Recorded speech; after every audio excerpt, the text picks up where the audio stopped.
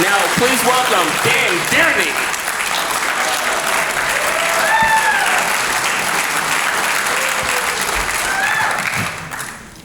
How's everybody doing tonight?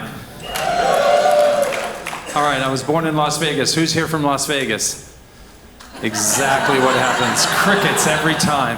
Not a lot of people born in Las Vegas. A lot of people conceived in Las Vegas. That's a different situation. I asked an audience who was from a small town. A lady said, I don't know what the population was, but our K through 12 was only 75 kids. I said, well, if that was in Utah, that's a Mormon homeschool right there. Speaking of education, that was not the response I expected there. Speaking of education, a lot of college football going on. Does anybody know what the Nebraska Cornhuskers N stands for on the side of their helmet? Knowledge is correct.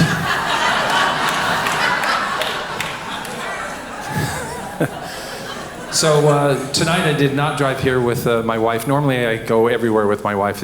It's a lot easier. I know which lane to drive in, how fast to go, where to park.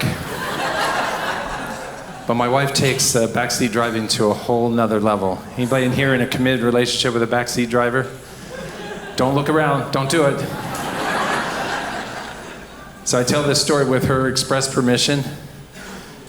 She underwent anesthesia for a kidney stone removal. And so the anesthesiologist came into the prep room when we were there, and his badge said, Dr. Delicio. And she said, oh, Dr. Delicious. He said, well, I do have the happy juice, and he opened up his coat with the hypodermics. Gave her a little bit in the IV to start, and then she goes to sleep, and I go down to the waiting room. Well, I found out from the attending nurse that when she came out of recovery, or when she was going in for the operation, she sees Dr. Delicio come up, and she goes, Dr. Delicious, you're yummy. So I pick her up at the outpatient, and we're driving home. We're heading westbound on the 60. We're getting to the Val Vista off-ramp. This is a very location-specific story. We get to the top of the off-ramp. I'm right at the front line in the right lane, ready to go right. And I hear come from someone that I thought was pretty much out of it. Can't turn right on red.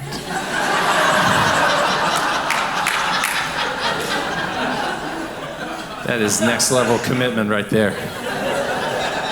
So recently, Keith and I did a show at a upscale nursing home in Scottsdale. And they had in fact, I think I recognize some of you from that tonight. The shuttle will be here promptly at 8:30, don't be late. And so they had a really nice newsletter in the entertainment section. Our comedy show was listed in there. And I noticed that in the calendar they had a musical group, Morty Birnbaum and the Pacemakers. And the week before that, they had a hypnotist, the great Zambini. So I called over the funeral activities director, and I asked her, how did that go? And she said, well, it started off pretty good. We rolled all the residents into the showroom/cafeteria.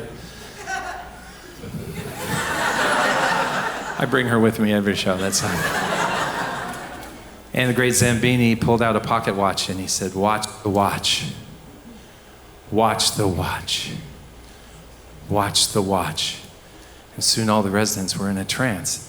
And suddenly the clasp broke on the watch, and it fell to the ground and broke into 1,000 pieces, and he said, crap!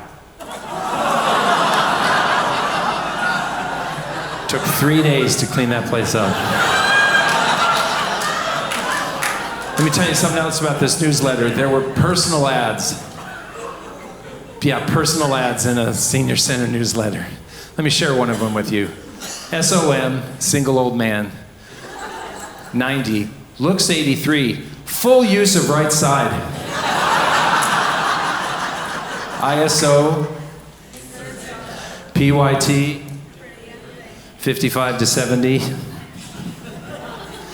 Must love long, slow shuffles and applesauce. Can you imagine this guy at a bar? Hey, baby, do I come here often? So 10,000 people a day turn 65 in the US, every 8.864 seconds. And there's a lot of senior dating sites. Our Time, Seniors Meet, Silver Singles. They're all missing the boat. We need some new dating sites for seniors. For example, that cater to activities that seniors are interested in, like plenty of bingo. Or finding your companion from a healthcare standpoint, bonemarrowmatch.com. And when you combine religion and ailments common to seniors, Christian Shingles. That's my time. You guys have been awesome. Thank you.